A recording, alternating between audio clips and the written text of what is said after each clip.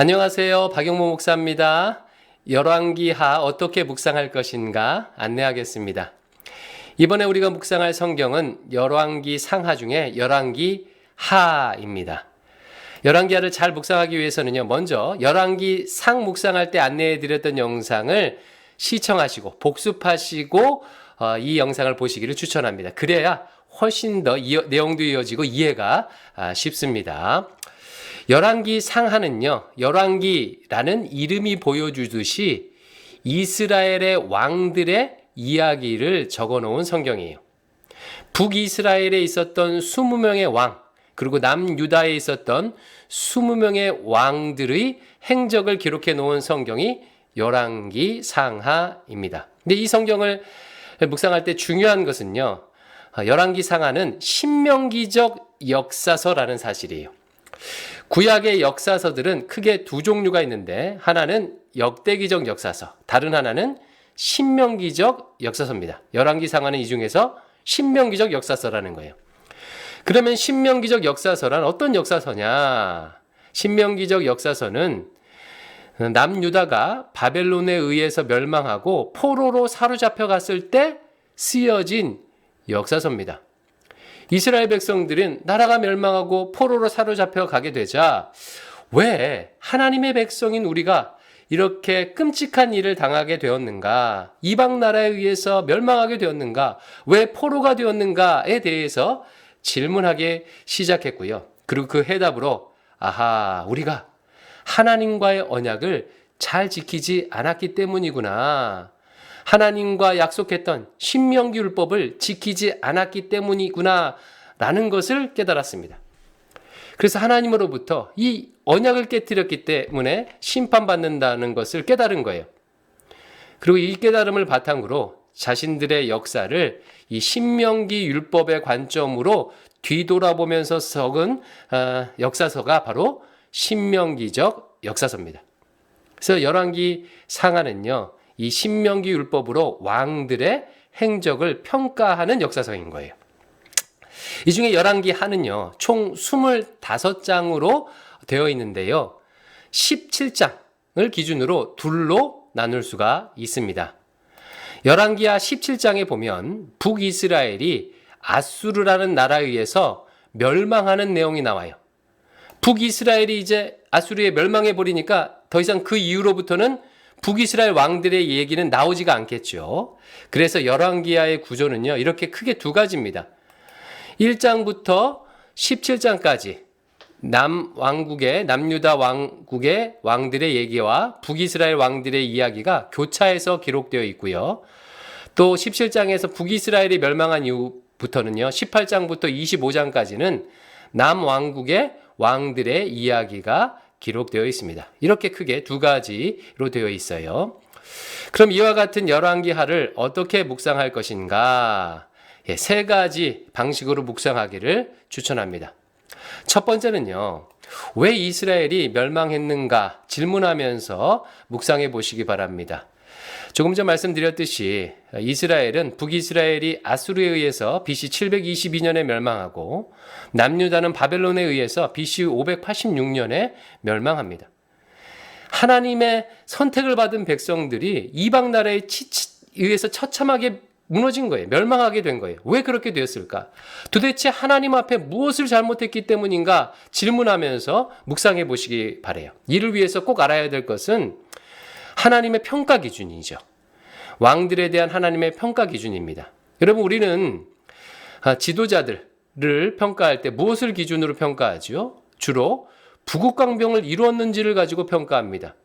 경제를 잘 융성하게 하고 또 국력을 키우고 또 외교를 잘하는 그런 왕들을 잘했다고 평가하는데, 우리 하나님께서는요, 전혀 그런 기준을 가지고 왕들을, 자신의 백성을 평가하지 않으셨어요.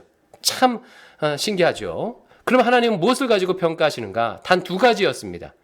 여호와 하나님만을 경배했는가? 우상 숭배하지 아니하고 약속대로 하나님만을 경배했는가?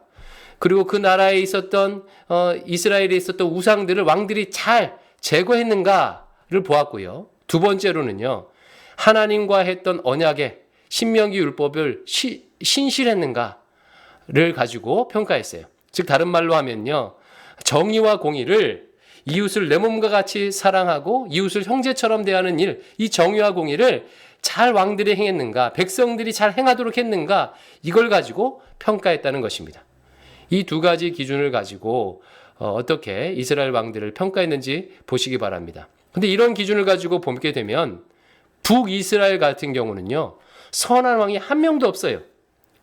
북이스라엘에 했던 20명의 왕들 모두가 다 악한 왕이었습니다.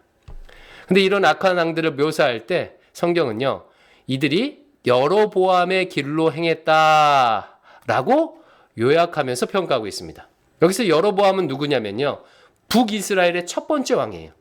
남유다와 북이스라엘에 갈려진 다음에 북이스라엘 첫 번째 왕이 여로보암이었는데, 이 여로보암이요, 이 북이스라엘 안에다가 두 군데에다가 금송아지 신상을 만들어 놓고 백성들로 하여금 이것이 하나님이다, 여기서 제사하라 하고 우상 숭배를 조장했습니다.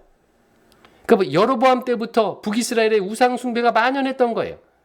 그래서 북이스라엘 왕들은 바로 이 여로보암을 따라서 우상 숭배하며 불의를 행하며 그 길로 행했다는 것입니다. 북이스라엘은 한 명도 선한 왕이 없었어요. 반면에 남유다 같은 경우는 20명의 왕 중에서 12명의 왕들은요, 악한 왕이었습니다. 반면 8명의 왕들은 그래도 칭찬받은 부분이 있는 왕들이었어요. 하나님 앞에서 정직하게 행하였다와 같은 식의 칭찬을 받은 왕들이 그래도 남유다에는 8명 정도가 있었다는 것입니다. 이처럼 왕들의 역사를 보면서 도대체 무엇을 하나님 앞에 잘못했길래 멸망했는지를 질문하면서 보시기 바랍니다. 그러면 내 자신을 돌아볼 수 있을 거예요. 하나님께서 이런 것들을 나에게도 싫어하시겠구나, 내 모습 가운데 이런 것들을 싫어하겠구나 라는 것을 발견하실 수 있으실 것입니다. 두 번째, 선한 왕들의 행실을 묵상해 보시기 바랍니다. 조금 전 설명드렸듯이 남유다에는 좋은 평가를 받은 8명의 왕들이 있었습니다. 이 8명의 왕들이 칭찬받은 이유가 무엇인가를 묵상해 보십시오. 아사, 여호사밧, 요아스, 아마샤, 우시야, 요담, 히스기야, 요시야가 여호와 앞에서 정직했다라는 칭찬을 받았는데 그 이유들을 묵상해 보시기 바랍니다. 특별히요, 이 왕들 중에서 히스기야와 요시야의 개혁에 대해서는 좀 더 집중해 보시기 바랍니다. 히스기야 왕은 아수르가 침공해 올 때 아수르 왕이 보낸 편지를 하나님 앞에 들고 가서 도와달라고 기도했고, 또 자신의 생명이 다 끝난 줄 알고 또 생명 연장해달라고 간구해서 15년 연장받은 것으로 유명한 왕이지요. 요시야 왕은요, 성전을 수리하다가 율법책이 발견되자 그 율법책을 읽고 가슴을 찢고 회개했던 왕입니다. 그래서 백성들에게 율법책을 낭독해주고 남유다의 종교개혁을 일으켰던 왕이에요. 우상의 산당들을 회파했던, 없앴던 그런 아주 훌륭한 개혁을 일으켰던 왕입니다. 이 두 왕들은요, 얼마나 훌륭한지 다른 왕들에게는 없었던 수식어가 붙어 있어요.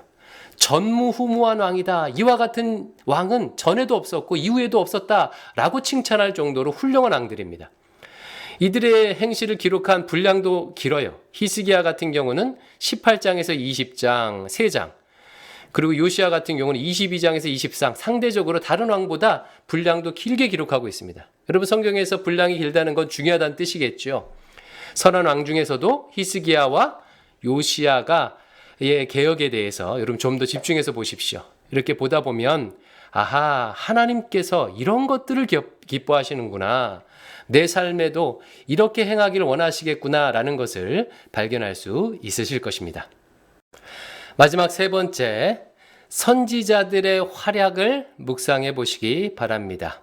열왕기 하에는 왕들의 이야기뿐만 아니라 선지자들의 활약도 자세히 기록되어 있습니다. 여러분, 선지자들은 어떤 일을 하는 사람이지요? 하나님의 말씀을 대언하고 하나님을 대변하는 사람들이 선지자들이에요. 왕들과 이스라엘 백성들이 언약을 잘 실천하고 있는지 감시하고요, 또 그들이 우상 숭배하며 불의를 저질렀을 때 하나님을 대신하여 꾸짖는 역할을 했던 사람들이죠. 이런 선지자들의 역할이 열왕기 상하에 잘 나와 있습니다. 근데 이 중에서도 특별히 엘리사의 역할을 열왕기 하를 묵상하면서 주목해 보시기 바랍니다. 열왕기하 2장에 보면 열왕기 상에서 주요한 역할을 담당했던 엘리야가 불병거를 타고 하늘로 승천합니다. 이 엘리야의 승천 이후에 엘리야의 제자였던 엘리사가 열왕기 하에서 중심된 선지자로 활동을 하게 됩니다. 이 엘리야의 활약을 묵상해 보세요. 근데 특별한 점은요, 이 엘리야가 엘리사를 세울 때 엘리사가 이런 부탁을 해요. 성령께서 역사하시는 것이 나에게 갑절로 2배로 임하게 해 주시옵소서라고 부탁을 합니다. 이 부탁은요, 영성이 2배로 되게, 영적 능력이 2배로 되게 해달라 그런 의미가 아니라, 여기서 갑절이라는 것은 장자의 축복을 의미합니다. 장자는, 이스라엘에서 장자는 다른 자손들에 비해서 2배의 축복을 받았어요. 그러니까 나에게 장자의 권한을 주십시오. 장자의 역할을 감당할 수 있도록 해 주십시오. 그렇게 성령의 역사가 나타나게 해 주십시오. 라고 부탁을 하는 것입니다. 이스라엘을 하나님께로 돌이킴에 있어서 자신이 장자의 역할, 갑절의 역할을 감당하고 싶다는 거예요. 그러자 엘리야가 이 일이 참 어렵다. 할 수 있겠느냐? 이렇게 반문을 하죠. 근데 하나님의 은혜로 엘리사가 이 2배의 역할을 감당을 합니다. 그래서 열왕기 상하에 보면 엘리야 같은 경우는 7개의 기적이 나오는데 엘리사는요 14개의 기적이 나와요. 그래서 열왕기 하를 묵상하면서 14개의 기적을 확인해 보시고 각각 기적들이 어떤 의미인지, 엘리사가 이스라엘을 돌이키기 위해서 어떤 일을 했는지, 역할을 했는지 묵상해 보시기 바랍니다. 이렇게 묵상해 하다 보면 이 시대에 선지자적 사명을 가진 내가 감당해야 할 역할은 무엇인가를 돌아볼 수 있게 될 것입니다. 자, 3가지 묵상법. 왜 이스라엘이 멸망했는지 묵상해 보시고, 선한 왕들의 행실, 왜 그들이 칭찬을 받았는지 묵상해 보십시오. 특별히 히스기야와 요시야를 주목해 보시고요. 그리고 3번째, 선지자들의 역할을 묵상해 보시고 특별히 엘리사에 집중해 보시기 바랍니다. 이와 같이 묵상하시면서 열왕기 하를 통해 큰 은혜 받으시기를 주의 이름으로 축원합니다. 감사합니다.